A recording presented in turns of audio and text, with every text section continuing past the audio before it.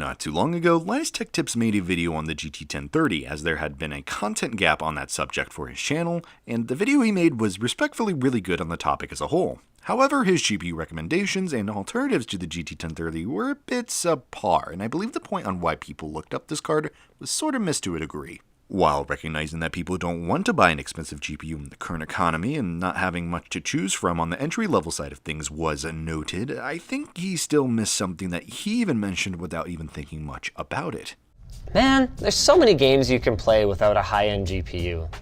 Buying a top-tier gaming PC just kind of seems like unnecessary.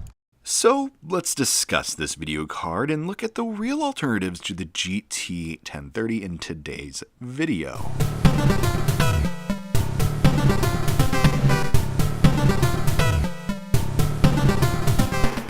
The GT 1030 itself isn't a bad budget card.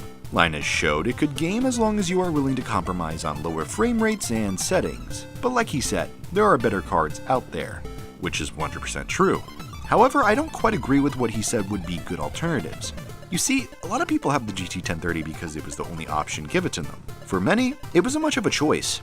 It was this or nothing, or worse. Obviously, there is also a small amount of people who chose the card for the reasons Linus has already listed in his video. We could even consider that people get the GT 1030 by happenstance. There's a lot to analyze when it comes to how people end up with this card, and it is important to understand the alternatives to the GT 1030 in the same way Linus tried to explain it in his video. So I'm going to try to do my best to show you better cards, or comparably cheaper ones with roughly the same performance, and give you the best data and information to then decide what you need per your case scenario. So let's start off by mentioning, yes, the 1050 Ti and 1650 are good budget cards as mentioned in the video, but they aren't the best choice right off the bat. For the price new, and even used, you would be way better off just getting an RX 580 from AliExpress and paying less than $100 while having more VRAM than either of those cards, if not equal to them. Not to mention the performance would be much higher than them. The only downside that I can mention with an RX 580 being bought from a site like AliExpress is the longevity of the GPU lasting and the shipping time it takes for it to arrive to you, the consumer. But that isn't to say a 1050 Ti or a 1650 couldn't be any good if you got it for a good price, or even if you ended with it by chance due to a PC hand-me-down situation. I'm not knocking them at all, and it would be a good upgrade for almost any build, especially one with a GT 1030. So, what would be some good alternatives to the GT 1030? Well, I have three main cards, all with their bonuses and downsides for you to decide what would be the best fit for your situational case and physical case. Starting off, I chose the GTX 650 Ti Boost as our most comparable card to the GT 1030 in terms of performance. For $34.76, it isn't a bad deal compared to something that is $100 new. But how comparable and possibly better is this card compared to the GT 1030? Well, hold on. Before we dive into this card, I went ahead and played with my GT 1030 just to give us an eyeballable baseline for what our frame rates will look like so we can compare them to our alternatives later on. Starting off with Apex Legends, a game that Linus tested in his video, and I have some big questions already. If you just ignore how the frame rate looks in the footage because recording with OBS in a GT 1030 is complete dog water, you will notice two things. One, that instead of the abysmal sub 30-ish frames per second that Linus was getting when dropping from the sky in his video, I'm able to get 40-ish no problem, and that two, this is running in 1080p, where he was running his game at 720p. Looks like he didn't have the latest drivers or something, or maybe not all the settings were completely lowered. 720p, mostly low. I am not entirely certain. But instead of trying to game for literally less than 30 seconds, I played a bit more than him, and noticed frame rates would typically stick around 50-ish on average, which isn't bad considering lowering the resolution to say 1600 by 900 would probably increase the average to 60. And yeah, the game doesn't look great, but honestly, it was highly playable for me.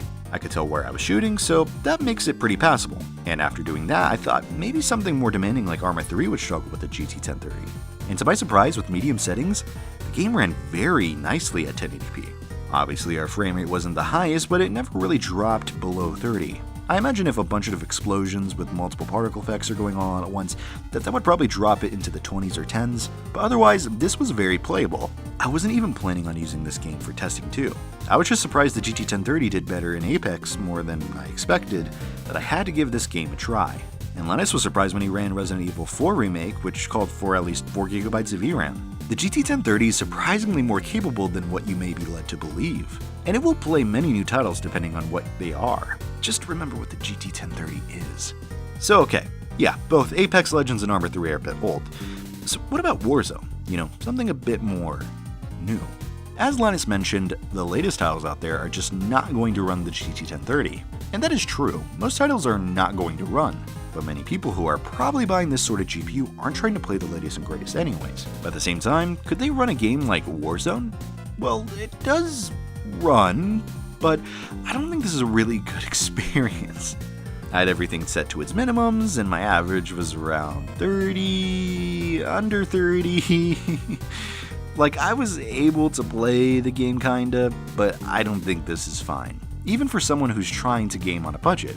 To be fair though, I was in 1080p when I was playing here, so maybe reducing the resolution could increase frame rate performance by 10 or even 20 frames per second.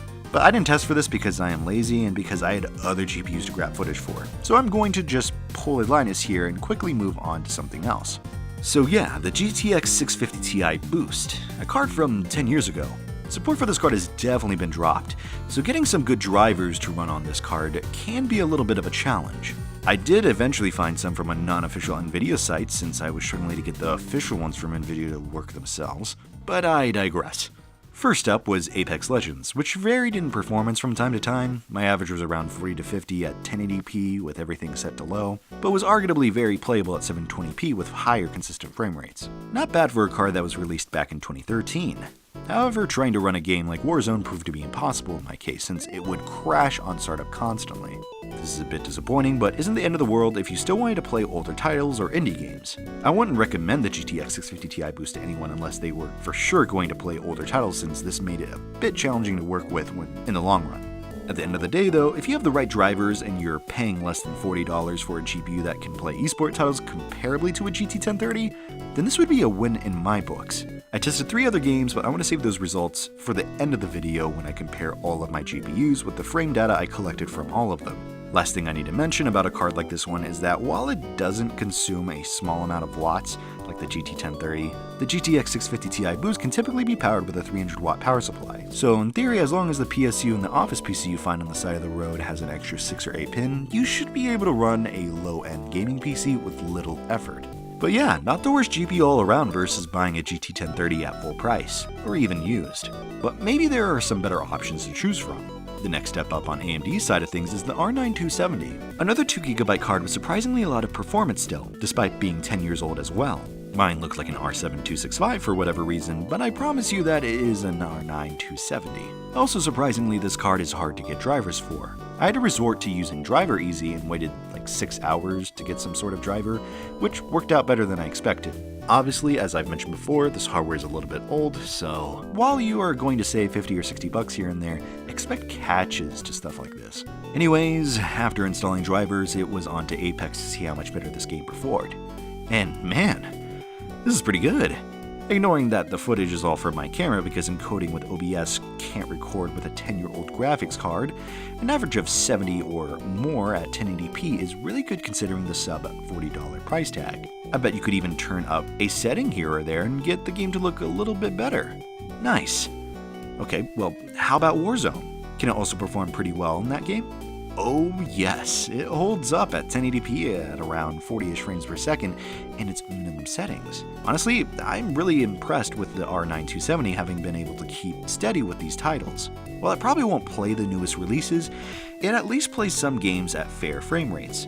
The only downside to a GPU like this is that it does take up a little bit of power and space. I mean, you won't need a PSU with more than 500 watts, but still you couldn't throw it into a build that has a lower wattage PSU without running into any problems. So if you have a decent power supply now and a few years later upgrade it to something more beefy, it wouldn't hurt to use this guy. So yeah, not a bad card all things considered per case and scenario. But what about a card that is relatively low wattage and could be run without an extra 6 or 8 pin connector that you could get around this $40 price tag? I have one GPU that I made a video on that I still recommend to people who just want a game now and in a year or so upgrade later. And that is the RX 460. This particular HP OEM can be easily bought for $40 and only consumes the power from the PCIe port, making it a great contender when compared to the GT 1030. The only difference is that it has some decent performance without needing any major compromises on settings or anything like that. It even records better with programs like OBS, unlike the other GPUs that I have tested, which might be a big plus for someone who wants to play and record their sessions at the same time. Also, more importantly, there is still a lot of driver support for this card and its series, meaning that you can easily hold on to one of these for a while and taste test a choice of games until you're ready to move on. Comparing the eyeballable frame data in Apex to our last card though, we still get about the same frame rate, which doesn't seem that great of a deal, but you have to remember that we are getting this at the cost of a much lower wattage requirement. So in theory, a 300 or 350 watt power supply could run this card and PC without much of a sweat. And games like Warzone get a small but better frame rate average compared to our R9 270. It seems like a good contender all around when you really compare it to our library of GT 1030 replacements.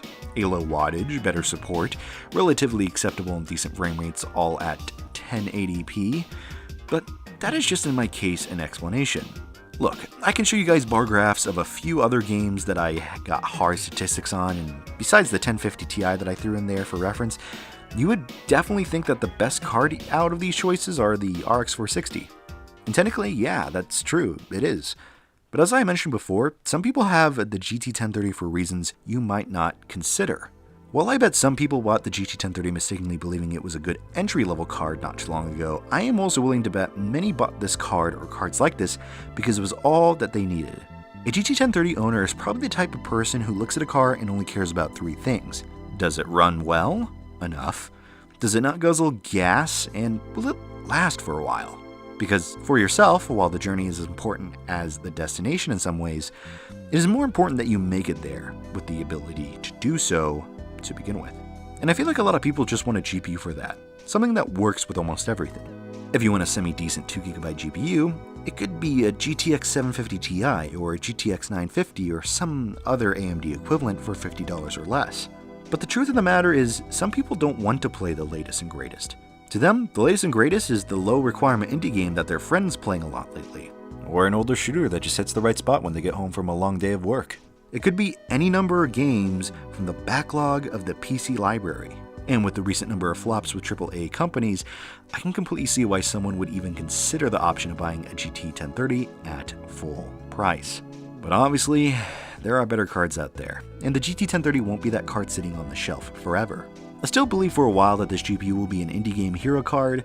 I can't say for how long personally, but for many games that are simple and fun with not the latest in graphical performance blowing up in your face, it will do the job.